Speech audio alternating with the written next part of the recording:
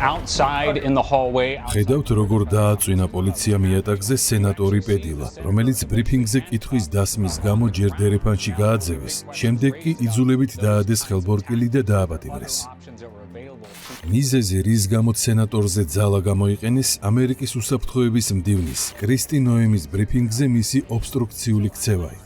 Thank you to every single person that has been able to do this. Also, I want to talk specifically to the rioters and to the politicians. მთავრობისა და კონგრესის ძალაუფლება ამერიკაში მკვეთრად გამიჯნულია, თუმცა ერთის მიერ მეორის ობსტრუქცია დასჭადია. კრისტი ნოემი საპარლამენტო კომისიაზე რომ დაებარებინა სენატორს და არ მისულიყო, ეს მას კომისიის ობსტრუქციად და კონგრესის უპატივცემულობად ჩაეთვლებოდა. შესაბამისად, კანონის ერთი სცენარით მას დააკავებდნენ და პოლიციის ძალით მიიყვანდნენ კომისიაზე.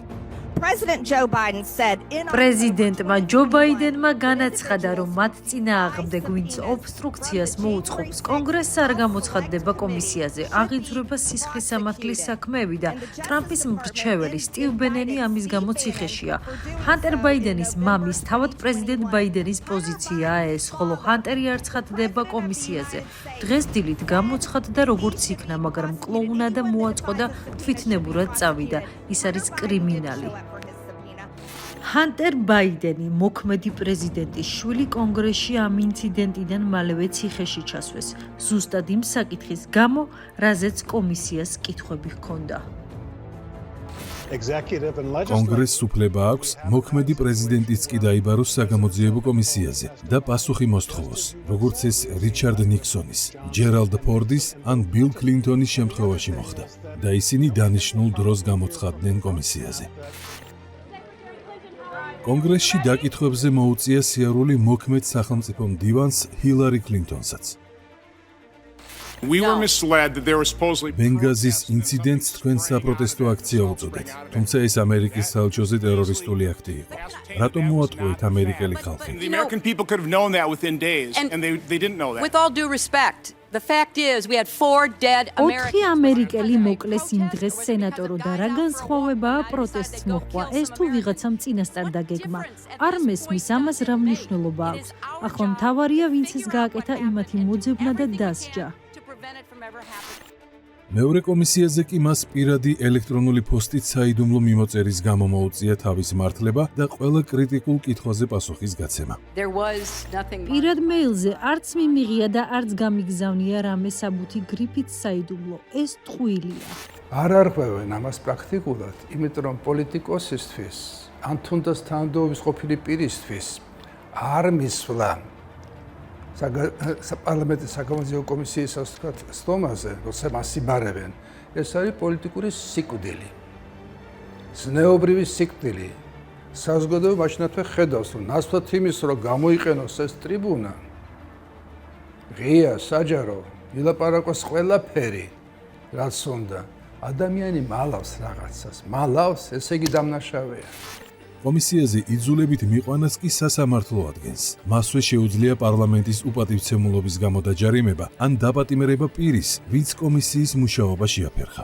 ამერიკაში მაგალითად ცნობილი ფაქტია, რომ დააკავეს ადამიანები, რომლებიც არ მივიდნენ კომისიაზე, არ გამოუცხადდნენ და მათი შეიძლება ითქვას სტატია ესე ბრჭყალებში, რომ ვთქვათ, იყო კონგრესის უპატივცემულობა. სასამართლოს ნებართვის საფუძველზე პირადი საკუთრების სივრცეში ჩხრეკაც კი შეუძლია მოთხოვოს კომისიამ შესაბამის ორგანოებს. მსგავსი კანონები არეგულირებს საპარლამენტო კომისიების მუშაობას ევროპაშიც. ნებისმიერ ქვეყანაში ასეა. როდესაც კანონმდებლობა უშვებს, რომ შეიქმნას საპარლამენტო საგამოძიებო კომისია, შესაბამისად ეს კომისია რომ იყოს ეფექტური, მას უნდა ჰქონდეს რაიმე იძულებითი ღონისძიების გამოყენების უფლება. ერთი ან სასამართლოს მეშვეობით, ან სამართალდამცავი სტრუქტურების მეშვეობით. გერმანიაში ისიც მახსოვს, რომ აი პირდაპირ ბუნდესტაგს პარლამენტს შეუძლია გასაზრდანება და ძალით მოიყვანენ forführung ქვია ამას ადამიანს, ხო? ხოლო რაც შეეხება ჯარიმებს და შემდეგ დაპატიმრებას, ეს პრაქტიკულად ყველგან არის. ამერიკასა და ევროპასთან ჰარმონიულია ქართული კანონმდებლობაც. თუმცა როგორც ამერიკული ფარა გახდა რუსული საქართველოში, ასევე მონათლა ამ კანონის გამოყენებას რეპრესიად Deep State-მა, როდესაც კოლექტიურმა ნაცმოძრაობამ კომისიას ბოიკოტი გამოუცხადა და კანონის წინაშე მოუწია პასუხისგება.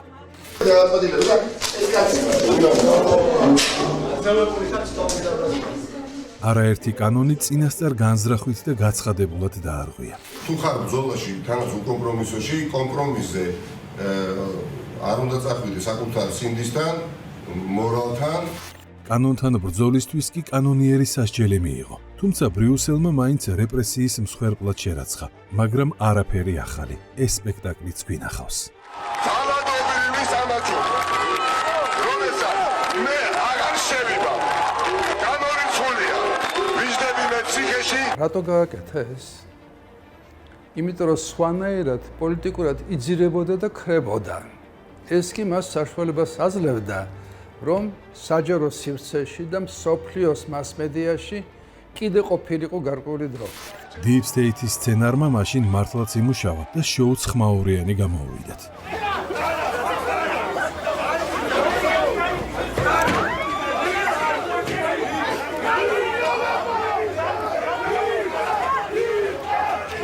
რომ დააპატიმრეს მელია, CNN იქნებოდეს, BBC თუ სხვა 20 წამი მაინც გავიდა, რომ ყველაზე დიდი ოპოზიციური პარტიის თავმჯდომარე დაპატიმრებულია და მე იყო კომიკური. მელია არ გამოდიოდა ციხიდან. ევროპული სტრუქტურები იხდიდნენ მის მაგივრად ამ ჯარიმას ყველაფერს არ გამოდიოდა, რატომ? გამოხვალ და გაქრები. თუმცა ერთ წყალში ორჯერ ვერ შეხვალო და 4 წელიწადში ისე გაკოტრდა ნაცმოძრაობა, რომ ამჯერად მხოლოდ ქართულ აუდიტორიაზე გათვლილი და საკმაოდ მოგუდული რეზონანსი მიიღო. ოპოზიციის ლიდერების დაკავება, რეპრესიები, ასევე ევროკავშირზე შეტევა მხოლოდ ნაწილია იმის, რაც რეზოლუციაში ჩავწერეთ. მოვითხოვთ ახალ არჩევნებს, რეჟიმის დასანქცირებას და პოლიტპატიმრების გაშვებას. ანუ ყველაფერი ის, რაც დეკლარირებულად ხდება შვედეთში, ხდება საფრანგეთში, თუ ცივილიზებული დასავლეთის ნებისმიერ წერტილში, აქ არის კრიტიკის საგანი, აქ არის საბაბი იმისა, რომ სტიგმატიზაცია მოხდეს ამ პროცესების, რომელიც უნდა გამოიყენონ, კიდევ ერთხელ ვამბობ, მაიდანიზაციის ან რევოლუციური სცენარით მოვლენების განვითარებისთვის. თანაბარ უფლებიანი პარტნიორული ურთიერთობები კი მათთვის ჩვენთან მიუღებელია, იმიტომ რომ ისინი თავისუფლიან პირველ კატეგორიის ადამიანებად და ქვეყნებად, ჩვენ კიდე უნდერმენშენები, ანუ მეორე, მესამე კატეგორიის ხალხი, აბორიგენი ხალხი, რომელიც არ იმსახურებს პარტნიორულ თანასწორ უფლებიან დამოკიდებულებას. რეზოლუცია მზია ამაღლობელის დაუყოვნებელ და უპირობოდ გათავისუფლებას მოითხოვს და მის წინააღმდეგ წაყენებული ყველა ბრალდების მოხსნას.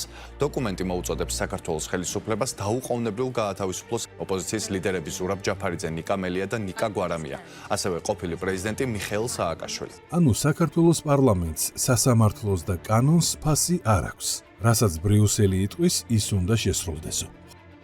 ჩვენ ხო ნახეთ გერმანიის ელჩმა როგორ გამოგვიცხადა ჩვენს ქვეყანაში პოლიციელზე ხელის დამტყმელი, რა თქმა უნდა იჯებაო, მაგრამ ხა თქვენთან 4 თვე იჯდა უკვე და აი ეყოფა რამდენი ხანი უნდა იჯდეს.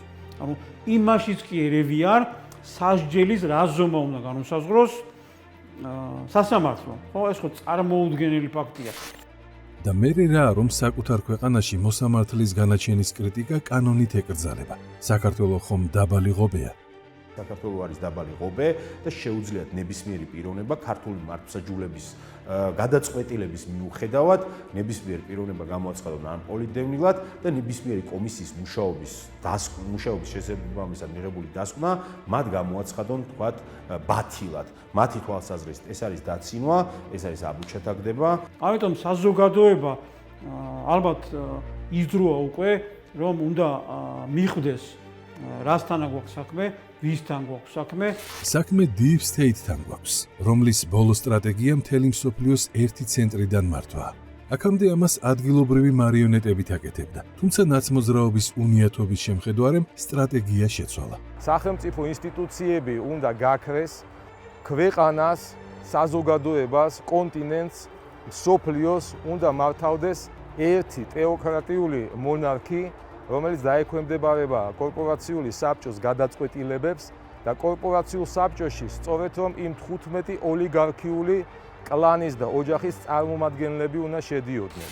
Deep State-ის ამ დისტოპიურ გეგმას კორპორაციული სახელმწიფო ჰქვია და მას წინ ქვეყნის სუვერენიტეტი და კანონის უზენაესობა ეღობება.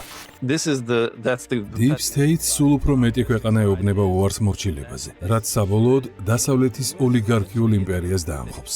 ნებისმიერი იმპერია ადრე თუ გვიან ემხობა. ეს რა თქმა უნდა Deep State-მაც იცის და საქართველოში ვითარების ასარევად მეხუთე კოლონას სცენარზე უგზავნის. იცის რომ პროპაგანდა აღარ ჭრის. ხალხი ქუჩაში ვერ გაჰყავთ. ამიტომ ყველა მოქმედი პირი ბოლო სცენარებში თავად NGO-ები და ნაცოპოზიციაა. არეულობას თუ ვერ შექმნიან, მორიგ მცდელობამდე აქტუალობას შეინარჩუნებენ. გათვლა ამაზეა. კომისიაზე არ მისვლა. ამის შემდეგ ჩადიან მეორე დანაშაულს, როცა არიხდიან ჯარიმას და დგება მათი დაპატიმრების დრო. ეს ხო ყველაფერი პერფორმანსებია. სასამართლო, ზურაბ ჯაფარიძე, ხო? ხელებს წევს მაგდა ჩვენ მაინც გავიმარჯვებთ. და დასავლეთში მათი პარტნიორები და ლობისტები მაშინათვე ქვითინებენ კიდევ ერთი პოლიტპატიმარი საქართველოში. პოლიტპატიმრის როლს თამაშობს გვარამიაც. სისხლიანი რეჟიმის გენპროკურორი, როგორც კრავი სამსხვერპლოზე, ციხესთან თავისი ფეხით მივიდა. იცის, რომ ცემა და წამება არ ელის, როგორც მისი რეჟიმის დროს იყო და ამიტომ მეორე ჯერზე ციხეში ისე შედის, როგორც სანატორიუმში. რას გიგმოთ ახლა, როგორ უნდა გაატაროთ ეს გერო? ვიცის წინაზე როგორც გამოიყენეთ? ვიდრე ისევე გამოვიყენებ ზუსტად. ახლაც გასწრებით. რა თქმა უნდა, ვიძინებ, ვიკითხავ და ვიფიქრებ სამშობლოს. თუ ასია, მეც მინდა ციხეშიო, გული დაწყდა ადვოკატს. სიმართლე რო გითხრათ, მეც სიამოვნებით შეუერთდებოდი მის ამ გადაწყვეტილებას. თუმცა სიამოვნება ამჯერად მხოლოდ გვარამიას ერგება. თქოთ დაადოთ ხელმოკლები. ხელმორკილები დაადეს, მოხდა მისი იდენტიფიცირება და ნიკა გვარამია უკვე პენიტენციურ დაწესებულებაში შეასახლეს. შესახლებამდე დროი ხელთა და თავისი როლიდან კულმინაციური ფრაზაც წარმოთქვა. ოლიგარქია უნდა დაემხოს. დიდება საქართველოს. ისე გამოუვიდა თითქოს Deep State-ის ოლიგარქიას უსურვა დამხობა. საქართველოს კი გამარჯვება, არადა პირიქით უნდა ეთქვა. იაღლიში დედა პარტიის ლიდერმა ჩაფარცხა. საზოგადოებამ იხილა კადრები, როგორ ღირსეულად, როგორ მშვიდად წავიდა უსამართლო ტყვეობაში დღეს ნიკა გვარამია. ნაცმედიამაც ხელი შეაშველა და გვარამიადან აქცენტი ახალ აქტორებზე გადაიტანა. დღეს ივანიშვილის მოსამართლეებმა განაჩენი პოლიტიკური ლიდერების წინააღმდეგ უნდა გამოაცხადონ. ბრალდება კი ორივე შემთხვევაში იდენტურია. თია წულუკიანის არალეგიტიმურ კომისიასთან თანამშრომლობაზე უარი. არც ხაზარაძე, არც ჯაფარიძე დღევანდელ სხდომებს არ დაესწრებიან, ამბობენ რომ ეს არის სპექტაკლი, რომელში მონაწილეობასაც არ აპირებენ. სინამდვილეში სპექტაკლი თავად შექმნეს, დაარღვიეს კანონი და მიიღეს შედეგიც. ეს ადამიანები საუბრობენ იმაზე, რომ კომისიას არ აღიარებენ გამომდინარე საპარლამენტო არჩევნებიდან. ანუ ისინი არ აღიარებენ პარლამენტს და შესაბამისად არ აღიარებული პარლამენტის მიერ შექმნილი საგამოძიებო კომისიაზე მათი გამოცხადება, რაღაცა იყენებენ ამ გამოცხადებას საქილიკოდ და შემდეგ შეიძლება ითქვას ასე უკაცრავად ამ სიტყვაზე აправებენ სხვადასხვა ევროსტრუქტურებში. ანუ მორიგ მიზეზს უკერავენ ბრიუსელს, რომ წნეხში მოაქციოს საქართველოს მთავრობა. სოროსის ფონდის ხელმძღვანელმა კი მოითხოვოს მეტი სანქცია, მეტი ობსტრუქცია და საქართველოს დაბომბვა. თქვენგან საჭიროა, რაც შეიძლება მკაცრი მოპყრობა ჩვენი მთავრობისადმი, რომელიც კიდევ უფრო მკაცრ სანქციებს და უარესსაც იმსახურებს. უარესში რა იგულისხმა სანქციის გარდა, ალბათ ბომბის ჩამოგდება და სწორედ ამ სპექტაკლშია ჩაბმული მამუკა ხაზარაძე თავისი ლელოთი და ბადრი ჯაფარიძით. კანონი დაარღვიეს, საპარლამენტო კომისიას ბოიკოტი გამოუცხადეს. შემდეგ კი მაინც იწუწუნეს, არ გვეკუთვნოდა პარლამენტში არასწორად დაგვიბარესო. როდის ჩაატარეს სხდომა, რომლის თაობაზეც არ იცის იმ ადამიანმა, ვისაც დაევალა ჩემი მიწვევა. არ იცის იმ ადამიანმა თქვა, რომ მე არ ვიცი ჩატარდა თუ არა სხდომა, ვისაც დაავალეს ჩემი მიწვევა, კომისიის სხდომა. თუ თამაშობთ სპექტაკლს, რაღაც წუწუნებთ. მასხარაობაში გადადიხართო, შეუთვალა გვარამიამ. ეს არც დამიწყია და არც მიცდია, რომ არ მივიღე წერილი, მივიღე, გვიარ მივიღე, არ მივიღე. ეს მასხარაობა მე არ მაინტერესებს. კომისიამ კი თუ გამოძახების ფორმა ვერ გაიგეთ, ახლა გამოცხადდითო, შეუთვალა ბანკირებს. რანაირ გაწმობასაც არ მიიღებენ, ჩემთვის არის აბსოლუტურად სულ ერთი. ერთი უარი თეა წულუკიანისთვის საკმარისი არ აღმოჩნდა. დღეს მიიღო მეორეც. ძლიერ საქართველოში ამბობენ, რომ კანონის დარღვევით შექმნილ კომისიასთან არ ითანამშრომლებენ. მათ ვისაც უნდათ იმისათვის ეს კანონი დემოკრატიულია, რომელი კანონიც მათ უნდათ, რომელი კანონიც მათ არ უნდათ, ეს არის ძალიან კარგი ნარატივი აქვს შემუშავებული. ეს არის რუსული. და თუ რუსულია, ამავე რუსული კანონით ბრიტანეთის საპარლამენტო კომისია უცხო ქვეყნის მოქალაქეებსაც კი იბარებს გამოკითხვაზე. მით უმეტეს ბრიტანელ ჩინოსნებს. ტექ კომპანიის ადმინისტრაცია კანადიდან ჩამოვიდა გამოკითხვაზე. დომინიკ კამინგსი კი ჩვენივე მთავრობის მრჩეველი გვაიგნორებს, რაც სერიოზული დანაშაულია. უმჯობესია საქმე პროკურატურას გადავცეთ. დომინიკ კამინგსი პატიმრობას გადაურჩა. თუმცა საპარლამენტო კომისიამ კანონის გამკაცრება და მსგავსი ობსტრუქციისთვის პატიმრობა ერთადერთ სასჯელად მოითხოვა. მანამდე კი ურჩებზე ჯავრს ისე იყრიან პარლამენტარები, როგორც შეუძლიათ. გენერალური პროკურორის უარი პასუხი გასცეს ჩვენი კომისიის კითხვებს პარლამენტის უპატივცემულობაა. ამ მოხლს დიდი ხანია აღარ ვიყენებთ, მაგრამ კონსტიტუციით შეგვიძლია მისთვის ბორკილების დადება და დარბაზიდან კინწისყრით გაძევება. ვინ არის მომხრე? Well, I hope the House will reconsider the position. I hope that ხოთ შეცვალოთ გადაწყვეტილება და შერცხვენილი არ გამაძევოთ დარბაზიდან. გარწმუნებთ, დიდ პატივს ვცემ პარლამენტს და თქვენს კითხვებსაც. უბრალოდ გაუთქმელობაზე მაქვს ხელი მოწერილი და არ შემიძლია პასუხის გაცემა. ამერიკაში კი ალენ ვაისელბერგს, ტრამპის კომპანიის ფინანსურ დირექტორს, საპარლამენტო კომისიაზე ტყუილისთვის პატიმრობა შეეფარდა. ალენ ვაისელბერგმა ნიუ-იორკში ტრამპის აპარტამენტის ფართობად 3-ჯერ ნაკლები ციფრი დაუსახელა კომისიას, ვიდრე სინამდვილეში აღმოჩნდა. ვაისელბერგმა თავი იმით იმართლა, რომ ციფრი დაუფიქრებლად თქვა, თუმცა მის მიმოწერაში აღმოჩნდა მეილი, სადაც ამ ბინის ფართობი და ღირებულება ზუსტად ჰქონდა მითითებული. ამიტომ მას 5 თვით მოუწევს ციხეში ჩაჯდომა.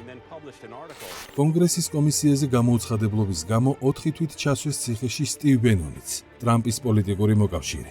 მან კაპიტოლიუმზე 6 იანვრის შეტევაზე კითხვებს თავი აარიდა. მე პატივს ვცემ მოსამართლეს და მის გადაწყვეტილებას, რომელიც სრულიად კანონიერია. აბა ეთქვა არაკანონიერია და პოლიტიკური დევნაა. ვადას გაუზრდიდნენ. ეთიკის საპარლამენტო კომისიამ, რომელიც ინტერნეტში პირადი ინფორმაციის დაცვის საკითხებს სწავლობს, Facebook-ის დამფუძნებელი მარკ ცუკერბერგი დაიბარა, თუმცა მან უარი განაცხადა, რაც პარლამენტის უპატივცემულობაა. ამჯერად კანადის პარლამენტზეა საუბარი. ცუკერბერგი კი ამერიკის მოქალაქეა და კანადა მას ვერ დააპატიმრებს, თუმცა მაინც დასაჯა. სილიკონ ველის მილიარდერებს თუ ჰქონიათ, რომ ჩვენზე მაღლად განან, შორს ვერ წავენ. თუ ასე აშკარად გამოხატავენ ჩვენი დემოკრატიისადმი უპატივცემულობას, ჩვენი დემოკრატია მათ ხურდას დაუბრუნებს. ასეც მოხდა. კანადის პარლამენტმა დაადგინა, რომ Facebook-ი ყალბ აკაუნტებს ქმნიდა. ამიტომ არჩევნების დაცვის მოტივით Facebook-ს შესაბამისი ფილტრი დაადო. ჩემს კითხვას არ პასუხობთ, ბატონო ბენდუჩი, და მე არ მაინტერესებს მიზეზი. ეს სენატის საგამოძიებო კომისიაა და ვალდებული ხართ გვიპასუხოთ. ავსტრალიაში კი პარლამენტს სასამართლოც არ სჭირდება, რომ ობსტრუქციისთვის ვინმე ციხეში გაუშვას. სუპერმარკეტების ქსელის, ვულსვორსის დირექტორი პარლამენტის დარბაზში შარშან დააპატიმრეს, რადგან კომპანიის მოგების გამჟღავნებაზე უარი თქვა. ღრმა პატივისცემით, კომპანიის მოგება კომერციული საიდუმლოა. თქვენ უპატივცემულობას უცხადებთ სენატს, რაც ნიშნავს, რომ 6 თვით პატიმრობას გისჯით და ასევე $5,000 ჯარიმას. ამის შემდეგ კომისიაზე კონკურენტი სუპერმარკეტების ქსელის დირექტორი ლია ვერკეტი გამოიკითხა. სიხარულით გიზიარებთ ჩვენი შარშანდელი მოგების მაჩვენებელს. ეს ციფრია 31%. საპარლამენტო კომისიამ ჩათვალა, რომ მოგების მარჟა მაღალი იყო და სუპერმარკეტებმა ფასები უნდა დაციონ. კომისიაზე გამოუცხადებლობა პარლამენტისადმი უპატივცემულობად ითვლება მსოფლიოს ყველაზე დიდ დემოკრატიაში, ინდოეთში. ამისთვის პარლამენტის წევრსაც კი უფლებამოსილება სასესიო ვადით უჩერებენ. პაკისტანის სენატმა პარლამენტისადმი უპატივცემულობის შესახებ კანონი მიიღო, რომელიც კითხვებზე უარი შემთხვევაში 6 თვემდე პატიმრობას ან 1 მილიონამდე რუპიის ჯარიმას ითვალისწინებს. თუმცა შევეშვათ აზიას და დაუბრუნდეთ ევროპას. Di resistenza in modo tale che vi sia impossibile reprimerci tutti. Le chiedo gentilmente, Presidente. Colleghi deputati.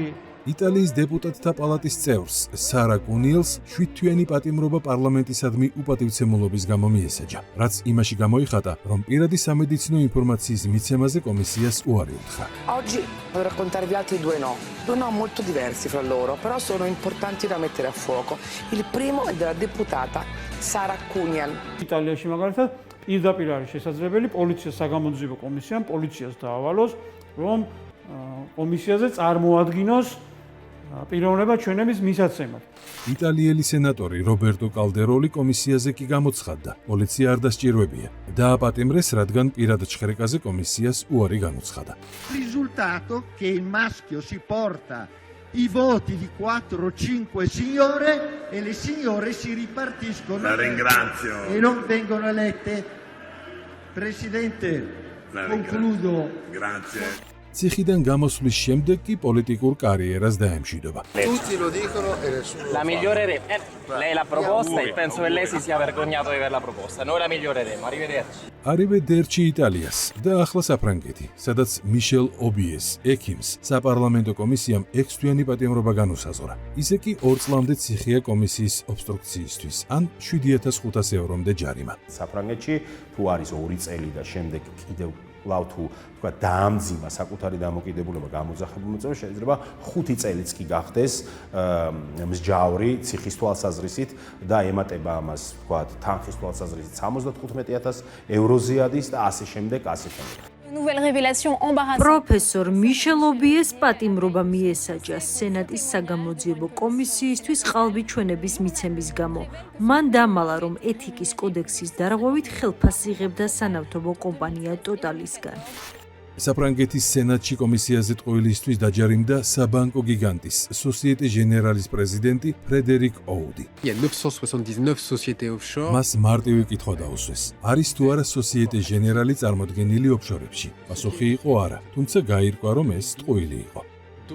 გერმანიაში კომისიასთან თანამშრომლობაზე უარის გამო ბუნდესტაგს სასამართლოს გარეშეც შეუძლია 10000 ევრომდე ჯარიმის დაკისრება. სისხლის სამართლის დევნისთვის კი სასამართლოს უნდა მიმართოს. პრაქტიკულად ეს არის გათანაბრებული საგამოძიებო უწყების მნიშვნელობასთან და უფლებამოსილებასთან, იმიტომ რომ როგორც საგამოძიებო ორგანოში იქნება ეს პარლამენტი თუ იქნება ეს შინაგან საქმეთა სამინისტრო, სავალდებულოა ყველა მოწმის გამოცხადება და არ გამოცხადების შემთხვევაში იძულებით მიყვანა, ხოლო მაინ გამოცხადებისა და ჩვენების არ მიცემის შემთხვევაში უკვე სისხლის სამართლებრივი პასუხისმგებლობა დგება. დაახლოებით ასეთივე უფლებამოსილება გააჩნია საპარლამენტო კომისიას. პოლონეთში იყო ასეთი მაგალითი, ყოფილი შინაგან საქმეთა მინისტრი თუ არ ვცდები, საგამოძიებო კომისიაზე იძულების წესით მიიყვანეს, ანუ ხელისუფლება რომ შეიცვალა, მანამდე წინა ხელისუფლების შინაგან საქმეთა მინისტრი. ძალით ბორკილები დადებული მიიყვანეს საგამოძიებო კომისიაზე.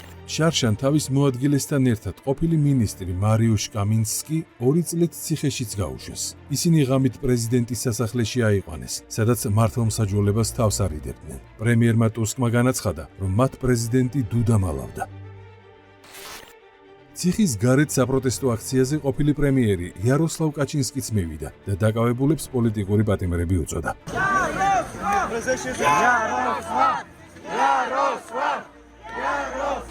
If he's actually planning on testifying. აპირებს თუ არა სახელმწიფო მდივანი ბლინკენი კონგრესში გამოცხადებას და იძულების რა მექანიზმია მოქმედება თუ კი უარს იტყვის.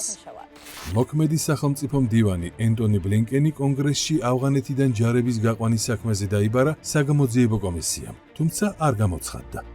Finally move on holding him in contempt. იძულების მექანიზმი შეიძლება იყოს ისეთივე მკაცრი, როგორც ბენენის შემთხვევაში იყო. როგორც იცით, ის ამჟამად ციხეში არ, რადგან კონგრესის კითხვებს არ უპასუხა. ბლინკენი დროის გაწევლას ცდილობს, არჩევნებს ელოდება და კონგრესს მისვლის თარიღზე ევაჭრება. Secretary Blinken to this day. სახელმწიფო მდივანი ბლინკენი უარს აცხადებს წარდგეს ამერიკელი ხალხის წინაშე და უპასუხოს კითხვებს. ამბობს, რომ დაკავებულია. არც მე მაქვს დრო თამაშისთვის. ამიტომ ვითხოვ შეფასდეს ეს როგორც კონგრესისადმი უპატივცემულობა და კანონის თანახმად იძულებით მოიყვანონ ბლინკენი კომისიაზე. როცა მიხვდა, რომ კანონის ხელი არ ასწდებოდა და ვერც კამილა ჰარისი უშველი და რადგან არჩევნები წააგო, ბლინკენი მარტში თავისი ფეხით მივიდა კომისიაზე. To accommodate your schedule. ჩვენი მცდელობის მიუხედავად მოურგებოდით თქვენს განრიგს, თქვენ ჯიუტად არ ცხადდებოდით კომისიაზე. კარგია, რომ ახლა აქ ხართ, მაგრამ თქვენ დაარღვიეთ პროცედურა და ვფიქრობ, კონგრესის უპატივცემულობა მაინც სახეზეა. ამერიკაშიც და ევროპაშიც საკუთარ პარლამენტებს ხალხის რჩეულებს ყველაზე მაღლა აყენებენ და მას უპატივცემულობას სისხლის სამართლით სჯიან. იგივეს გამო კი საქართველოს ემუქრებიან ევროკავშირის კარს დაგიკეტავთო. თავიდანვე ევროპას არც ჰქონდა ჩაფიქრებული საქართველოს მიღება ევროკავშირის შემადგენლობაში, არც ახლა აპირებს და არც მომავალში დააპირებს. მათი მიზანი არის, რომ ეს ევროკავშირის ჰიპოთეტური წევრობა საქართველოსი გამოიყენონ როგორც სატყუარა, რომ მოატყუონ ქართული ხალხი, ქართული საზოგადოება და გააკეთებინონ ის, რაც მათ ინტერესებში შედის. Yes, Europe is a garden. დიახ, ევროპა სამოთხეა, დანარჩენი კი უმეტესად ჯუნგლები. ამიტომ ჩვენ თავი უნდა დავიცვათ ჯუნგლებისგან. არ ვამბობ, რომ ამისთვის კედელი უნდა ავაშენოთ. პირიქით, უნდა გავიდეთ ჯუნგლებში და მოვარჯულოთ. ჩვენ მათ მივაჩნევთ ჯუნგლებად და ჯუნგლებისათვის როგორ შეიძლება იყოს მისაღები ის კანონი, რომელიც მათ საკუთარ სახელმწიფოებრიობას წაადგება და განამტკიცებს. 10 შემთხვევისათვის არ შეიძლება ეს მოხდეს. ჩვენთან უნდა იყვნენ მონის მდგომარეობაში მყოფი ადამიანები. მონო და სახელმწიფო უნდა ქვიოდეს ფორმალურად. სინამდვილეში უნდა იყოს ეს კოლონია და რასაც ეტყვიან მეტროპოლიიდან იმის შესახებ ყველაფერი უნდა მიიღონ ისე, როგორც მათ სურს. როგორ ხდება ჯუნგლების მორჯოლება? სახელმწიფო გადატრიალებებით და მარიონეტი მთავრობების დასმით, რომლებიც შემდეგ ბრიუსელიდან ერთი ღილაკით იმართება. თუმცა სულ უფრო მეტი ევროპული სახელმწიფო აცხადებს, რომ უკრაინიზაციას არ დაუშვებს და სუვერენიტეტს არ დათმობს. ქვეყანაში მოხდეს როგორმე დაძაბულობა, არეულობა და ჩვენ ვიყოთ ყოველთვის რაღაცა ისეთ მდგომარეობაში, როდესაც დაგვასუსტონ ამითი და ნებისმიერ დროს მიმართულება შეგვიცვალონ. ეს არის მათი მისია, რა თქმა უნდა ეს უცხო ქვეყნის ევროკავშირის ელჩები ამას არც მალავენ და ეს არის მათი დავალება, ვინც ამას ასრულებენ. ამიტომ ეხლა ის რომ თავის ქვეყანაში კანონმდებლობა უშვებს საგამოძიებო კომისიის მუშაობისათვის ხელისშემშლელი პიროვნების იძულებით მიყვანას თუ არა და შემდეგ პასუხისგებაში მიცემას და გასამართლებას, ეს მათთვის არაფერს არ ნიშნავს. უსამართლოს კი არ არის, ეს არის ყმადაღებული ცილისწამება და დეზინფორმაციის გავრცელება, რაც ხდება ანტიეროვნული ძალების მხრიდან. ამათ იციან, რომ მათი პარტნიორები დასავლეთში არასოდეს არ დაიწყებენ იმის მოკითხვას, რატომ კაცი მოკლა ადამიანმა თუ რაღაცა ჩაიდენა საში, რატო დააპატიმრეს? არა. რა კი პოლიტიკოსი ქვია და დააპატიმრეს მათთვის? რომ ეს არის უკვე ის, რომ აი სტალინისტური რეჟიმი მყარდება საქართველოში. This has financed protest movements. ნანახი გვაქვს, როგორ აფინანსებდა დასავლეთის სადაზვერვო სამსახურები გადატრიალებას უკრაინასა თუ საქართველოში და ახლა იგივე პროცესი მიდის სლოვაკეთსა და სერბეთში. გლობალისტებს არ სჭირდებათ დამოუკიდებელი სახელმწიფოები, მხოლოდ მორჩილი ვასალები. სერბი ხალხი უარს ამბობს, რომ მისი მთავრობა გარედან იმართებოდეს. შეწყვიტეთ ჩარევა სერბეთის საქმეებში, შეწყვიტეთ გადატრიალების მცდელობა. ქალბატონო პრეზიდენტო, ევროკავშირი მუდმივად წუწუნებს ჩვენ საქმეებში უცხოეთიდან ჩარევაზე. არადა განუწყვეტლივ ერევით საქართველოს შიდა საქმეებში. ცდილობთ მოაწყოთ იქ უკრაინული მაიდანი. ევროკავშირი ვერ ეგუება, რომ საქართველოში გაიმარჯვა ძალამ, რომელიც უარს ამბობს იყოს ბრიუსელის ვასალი. ქართველებს არ უნდათ თქვენი LGBT პროპაგანდა. ისინი ტრადიციული ქრისტიანული ერია, რომელსაც სურს იყოს დამოუკიდებელი. სუვერენიტეტს ითხოვს სერბეთიც, უნგრეთიც, მონტენეგროც და სლოვაკეთიც. Slovakia and Hungary სლოვაკეთმა და უნგრეთმა გერმანიის ნერვებაშლილი კანცლერის წერილი მივიეთ, რომ თუ არ შევუერთდებით რუსეთისადმი ზიზღის პოლიტიკას, დავისჯებით. კერძოდ დავკარგავთ ევროდაფინანსებას და ევროკავშირში ხმის უფლებას. არავის აქვს მსგავსი დამოკიდებულების უფლება.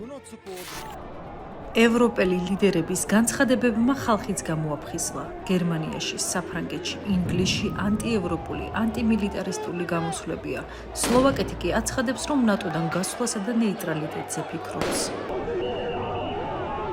In these senseless times of შეიარაღების ამოაზრო სიტუაციაში, როდესაც სამხედრო კომპანიები ერთმანეთს უპრობლემოდ ურიგდებიან, ისევე როგორც COVID პანდემიის დროს ფარმაცევტული კომპანიები, სლოვაკეთისთვის უმჯობესია თუ ნეიტრალიტეტს აირჩევს. ევროკავშირი ან დაიშლება როგორც ორგანიზაცია, ან მოხდება მისი სერიოზული ტრანსფორმაცია, სადაც მოისმენენ სამართლიანობის პრინციპებიდან გამომდინარე ისეთ ქვეყნებსაც, როგორიც არის საქართველო და მოუხდიან ბოდიშს. მანამდე არაფერი გეტკინოთო ქილიკობს კოლექტიური ნაცმოძრაობა. სამუშაო რეჟიმში ვაგრძელებთ კომუნიკაციას ჩვენ პარტნიორებთან და გულწრფელად გეტყვით, რომ ვერ მალავენ ისინი გაოგნებას და შოკს იმასთან დაკავშირებით, თუ რა სწრაფადაც მოხდა შემოტრიალება საქართველოში ავტოკრატიზაციის მიმართულებით. ქართულმა ოცნებამ უნდა შეწყვიტოს განსხვავებული აზრის გაჩუმება და გაათავისუფლოს ყველა პოლიტიკური პატიმარი. ამის შესახებ სოციალურ ქსელში დიდი ბრიტანეთის სახელმწიფო მინისტრი იწევს.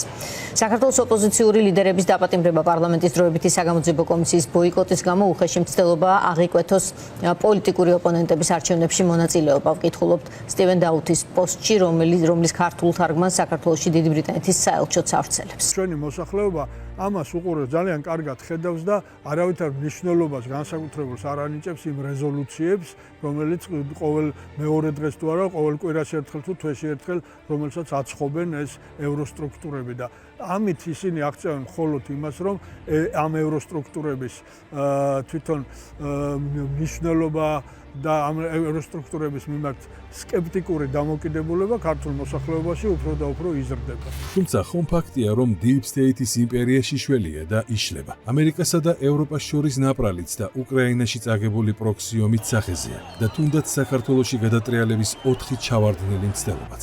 სწორედ ეს აფიქრებს ექსპერტებს, რომ საკმაოდ მალე სამშვიდობოს გასასვლელიც გამოჩნდება.